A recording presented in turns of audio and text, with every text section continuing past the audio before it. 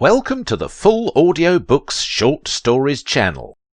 The author, Sandy Ingram, holds the print, digital and audio rights. Book 1. While sitting in the satellite office of the Central Intelligence Agency, Gil's heart was pained by the recent events, and the choking feeling in his throat wouldn't go away. He'd arrived in the United States without incident. MIT provided him with the necessary paperwork to travel from Lagos, Nigeria, to Cambridge, Massachusetts. His plan to visit his family in Nigeria after graduating from college proved to be a bad idea. The terrorist group knew about him winning the International Award for building a reliable remote detonator in a high-tech contest amongst college students around the world. While visiting his family, he was aware that his extended family members were becoming involved with the extremist group. His mother insisted Gil concentrate on his studies and his new career, and not on religion and politics. Gil was familiar with the terrorist group, yet he had no idea how his life would change because of the group's agenda. Gil dismissed his concerns and left for the United States within the week. Now, he was sitting in the CIA's office remembering the day when his life changed forever. A strange African man approached him in front of his apartment, which was located just outside the MIT campus.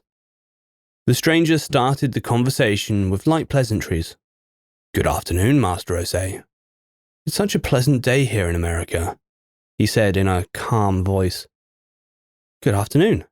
Do I know you?" Gil responded. "No, I'm sure that you don't, but you know the organization I represent." The conversation then took a dark turn when the man informed Gil that his family was being held captive and would be safe as long as he followed the group's demands. The man provided Gil with evidence of his family's capture. A video on the man's cell phone showed his mother, father, and his younger sister in a small room. Gil reached for the phone, but the man quickly pulled it back, as his cold, dark, and lifeless eyes stared at Gil. Then, he reached into his pocket and gave Gil a burner phone. His request was simple. His family would be released once Gil delivered a working prototype of a remote mechanism which could trigger a remote bomb using a cell phone, which was undetectable by airport security. After the man walked away, Gil was in a daze and his mind replayed everything the man had said to him. He felt like he was in a bad dream. His legs were weak, he could hardly breathe. Somehow Gil made it up the stairs to his small apartment. With sweat and tears running down his face, he wondered what to do next. His heart was pounding as he threw his briefcase on the bed and reached for the telephone. Remembering all that he knew about telephones, he immediately hung the phone up. Realizing it was probably tapped and privacy, for him, was a thing in his past. Sweat was flowing from his pores as he experienced deep pains in the pit of his stomach. The combination of fear mixed with anger was overwhelming for a few seconds. His palms were sweating, which made things worse when he tried to wipe the tears and sweat from his eyes. His body was large in stature and he'd had taken after his father, yet he felt like a small child.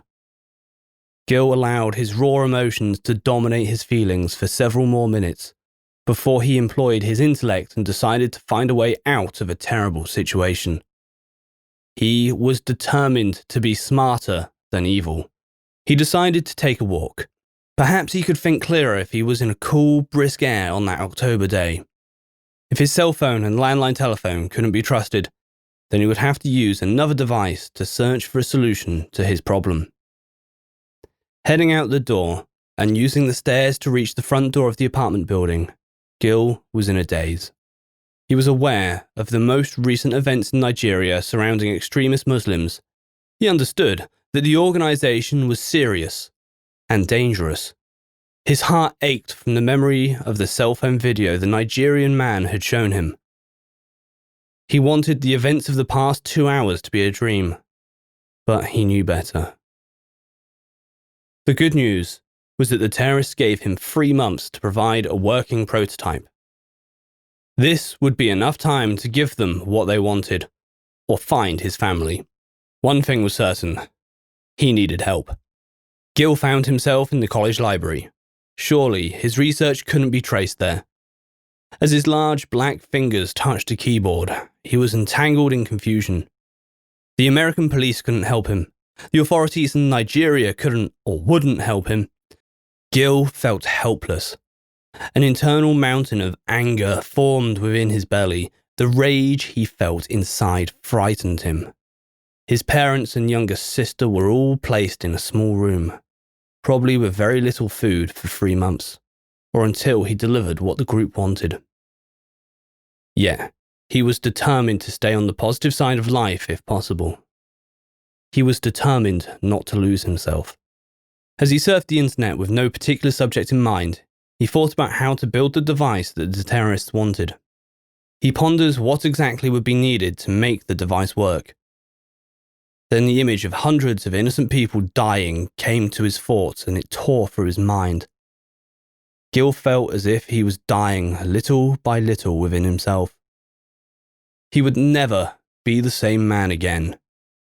He would forever be assigned to the dark side of life. He would never know joy, laughter, or happiness again, and if he lived, he probably would be used repeatedly for evil. He loved his family, and there was no doubt he needed to find a way to save them. Yet more than that, he needed to save himself. He wondered if being highly educated made him more self-preserving. What if they killed his family after he delivered the device? He'd have to include a way to abort the mission if his family wasn't safe. He wondered if he could accomplish what was being required of him. After sitting at the computer and staring at different sites with little to no connection to his problem, his large fingers typed the letters http://CIA.gov. And within a split second, he was where he needed to be. And almost just as quickly, he backed out of the Central Intelligence Agency's website and put in the words, CIA offices, Cambridge, Massachusetts. Gil realized he would need to play a cat and mouse game for his plan to work. He understood he needed to collaborate with other highly intelligent people who understood his plight. The CIA understood these matters more than he, and they were trained to deal with the impossible. Gil decided that on the next day, he would be absent from work due to illness. His day would start at the medical facility as he would try to confuse anyone who might be following him. The following day went as planned. Early in the morning, Gil called MIT Human Resources and reported his illness. He received a recommendation to visit a medical facility, which he did. The medical facility was extremely prompt, and he was in and out of the doctor's office within 90 minutes. Gil received medication to help calm his stomach and eliminate the flu-like symptoms. Upon leaving the clinic, Gil headed out the back way and doubled back to a bus stop 3 blocks from the clinic. He saw no evidence of being followed unless they were of European descent. He already knew the Central Intelligence Agency didn't have an office in the area, and therefore he needed to fly to Washington, D.C., where he would visit the local office. Going to Langley was out of the question. The short flight to Washington, D.C. made Gil nervous. He was worried the terrorists would be watching. He felt more comfortable after the aircraft landed. Concerned that his cell phone was compromised, he used the public telephones to call the CIA district office. The words, "I am a computer expert, my family has been kidnapped, they want me to build a remote bomb," placed his telephone call in an urgent status. He deliberately provided keywords in the conversation to let the receptionist know his information was real and serious. He was sure the call was being recorded. Gil spoke to 3 people before receiving instructions and information on how to get to the satellite office. When he arrived at the office building, he was surprised to find the CIA's office is an unmarked suite in a small office building several miles from the White House. A special trip to CIA's headquarters at Langley was out of the question, he kept telling himself. There wasn't time. The small satellite office would have to do. Gil went through a series of security detection devices before being allowed on the elevator to the unmarked office.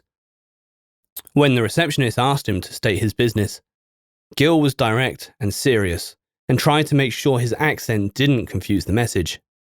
I am a computer engineer. Terrorists in Nigeria have kidnapped my family and they want me to build a remote bomb that can go on a commercial aircraft. The receptionist was calm, but Gil could tell his statement put a sense of urgency into her daily activities. Yes, we've been expecting you. Please take a seat. Someone will be with you immediately. Can I offer you a cup of coffee? Yes, please, Gil responded. He didn't drink coffee, but he needed to say yes to show his willingness to cooperate.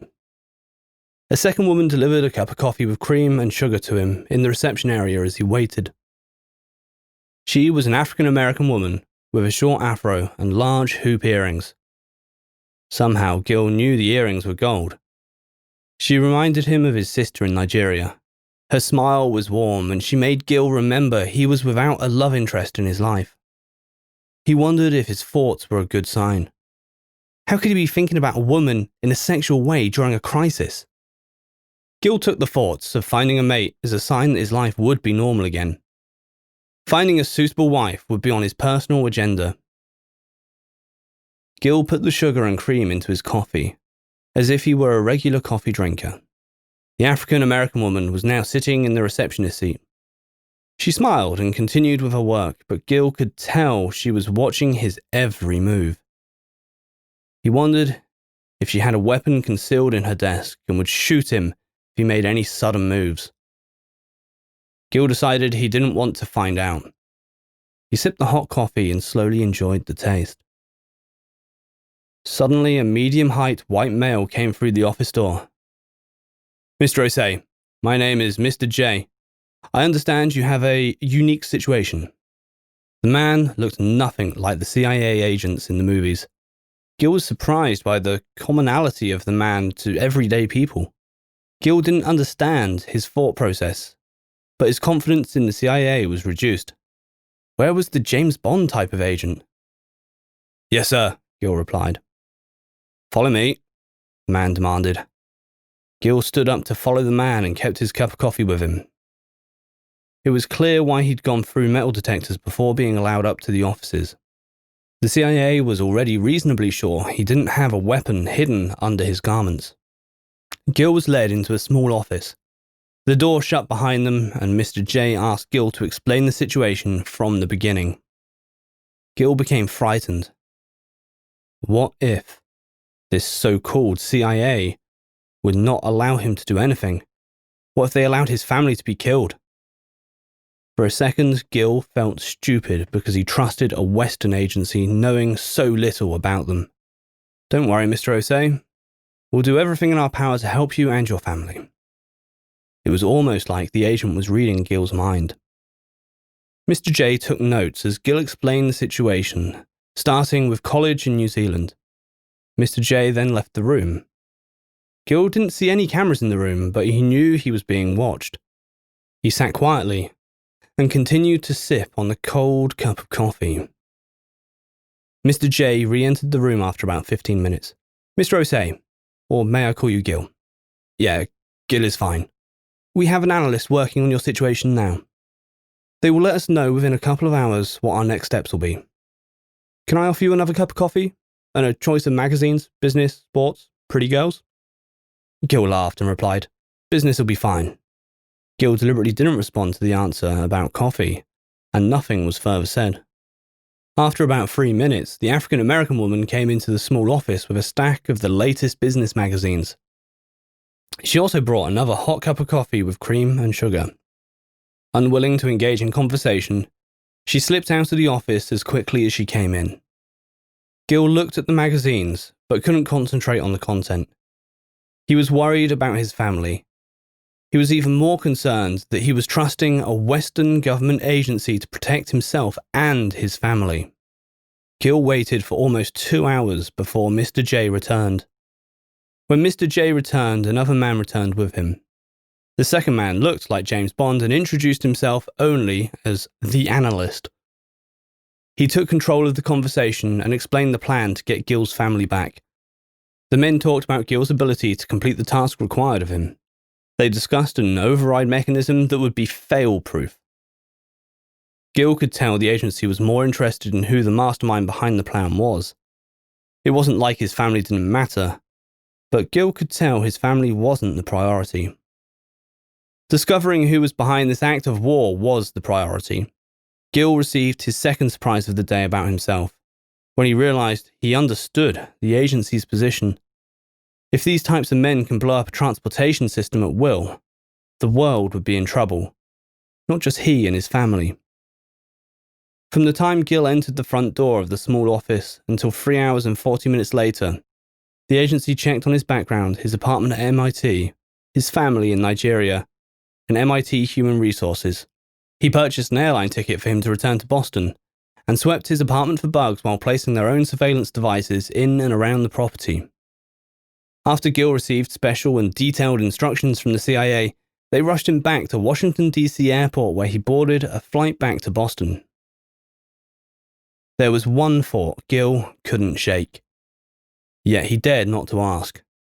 He knew better. The agency men talked like they knew exactly where his family was. He realized the agency already had eyes on the terrorist plot, but didn't have details until he walked into their office. The analyst was the brains behind the CIA planning, and Gil's confidence level in the CIA was restored. The agency would extract his family once they'd targeted the masterminds behind the attack.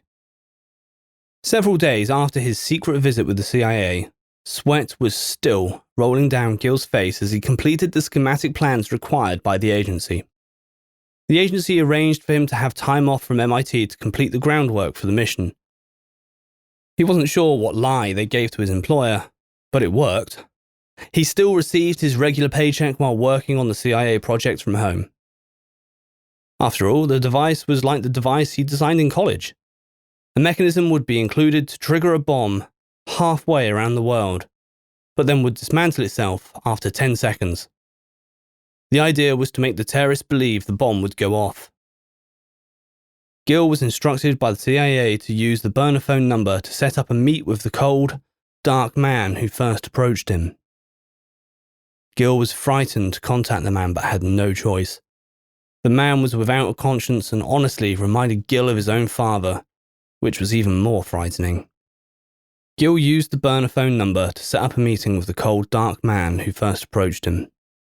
When the man showed up to pick up the package, he simply said, "Thank you," and left the front steps of Gil's apartment building. "What about my family?" Gil shouted. "After the job is done. After the job is done," the man repeated without ever turning around. The agency informed the FBI, who set a high-tech surveillance around Gil's apartment. The man was followed when he took delivery of the device. Gil's family was extracted in Nigeria and immediately flown to the US for security reasons. The CIA terminated Gil's employment with MIT, and he was given the option to become a US citizen and work for the Central Intelligence Agency. Working for the agency was not Gil's first choice as a career path. He dreamed of starting an IT security company, traveling the world, and leasing a new car each year. However, Gil understood the offer from the CIA was a silent demand, one that he could not refuse.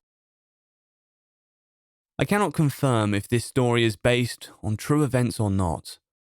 What I can confirm is that Book 2 of the Osei International Book Series is now available. Thank you for listening. This has been the CIA's Encounter with Akinlana Osei, Book 1. If you enjoy the short stories created for Sandy's YouTube channel, please subscribe and hit the bell to be notified when new audiobooks are uploaded.